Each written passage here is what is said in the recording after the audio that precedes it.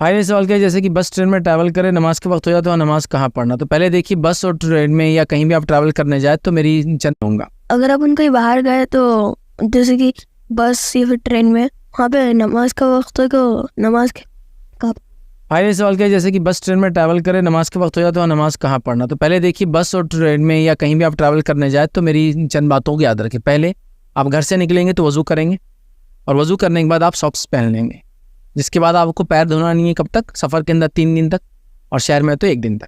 तो एक आपका फ़ायदा हो गया कि आपको अपना पैर धोना है ना, उसके लिए कुछ मेहनत करना है। सॉक्स उतारो, शूज़ उतारो, पैर को उठाओ, अंदर डालो, वॉश बेसन में करना है, सिर्फ उसका मसा करना है। मसा कैसा है कि सीधे हाथ के लिए सीधे हाथ में थोड़ा ज़्यादा भिगा के लिया, और जूता उतार के फिर सॉक्स को ऊपर से हाथ कर दिया, और उल्टे हाथ से उल्टे हाथ कर लिया और हाथ कर दिया। ये इंशाअल्लाह अज़ीज़ आपके लिए काफ़ी हो जाएगा। तो ये मसा हो, तो एक फ़ायदा हो गया आपका। सेकंड, अगर आप निकल रहे हैं और किसी नमाज का टाइम हो जाए, जैसे मिसाल के तौर पे अब मैं यहाँ से एयरपोर्ट जा रहा हूँ या रेलवे स्टेशन जा रहा हूँ, और यहाँ से मैं एक लंबे सफ़र पे 800 1000 किलोमीटर 200 400 500 किलोमीटर ट्रैवल कर रहा हूँ, या बस स्टेशन जा रहा हूँ, बस स्टैंड जा रहा हूँ। अब यहाँ से मैं निकल रहा हूँ और ज़ोहर का टाइम ऑलरेडी हो चुका है, तो कोशिश करूँ मैं ज़ोहर पढ़ लूँ और ज़ोहर के साथ साथ मैं असर को मिला लूँ, ताकि मेरा ये मसला तो यहाँ हल हो जाता। और ज़ोहर के साथ जो मैं असर पढ़ूंगा उसको खसर नहीं करूँगा, क्योंकि मैं शहर के अंदर ही हूँ अपने, तो मैं दोनों को जमा करूँगा लेकिन खसर नहीं। 4 रकात ज़ोहर और 4 रकात असर पढ़ूंगा, तो ये मसला तो ख़त्म हो गया आपका। अभी निकल रहा है साथ नहीं, आप जब निकले तो फजर के बाद निकले आप, तो अब ज़ाहिर से ज़ोहर भी नहीं है, तो आप वज़ू करके चले गए वहाँ।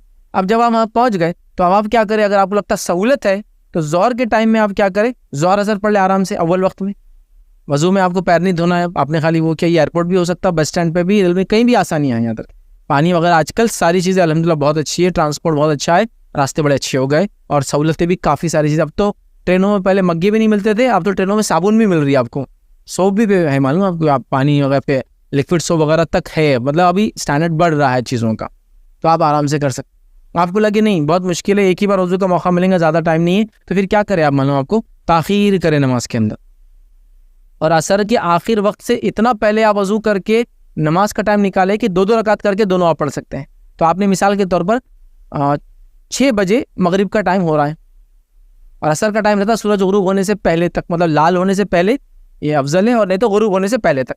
तो लाल समझो सूरज होना चालू हो रहा है, समझ लीजिए 5 बजे से या 5:30 बजे से, और 5 बजे उसका ऐसा वक्त है कि जब लाल नहीं हो रहा लेकिन अभी लाल होने के करीब है। तो आपने क्या किया, वज़ू करके 2 रकात ज़ोहर 2 रकात असर पढ़ ली। अब आप वहीं बैठे रहें या उसी जगह रहें, और आपने 5:15 तक कर लिया। ये 45 मिनट आपको इंतज़ार करना है। फिर हुआ मगरिब का टाइम, मगरिब का टाइम होते आपने अव्वल वक्त में मगरिब और इशा कर ली। एक ही वज़ू से तकरीबन 1-1.25 घंटे के अंदर चारों नमाजें आपकी हो गई। ये भी एक निकाला जा सकता है तरीका, ठीक। तो इस तरह से आप सफ़र में चीज़ों को मैनेज कर सकते हैं। लेकिन हमारे पास ऐसे बहुत सारे हज़रात मैं जानता हूँ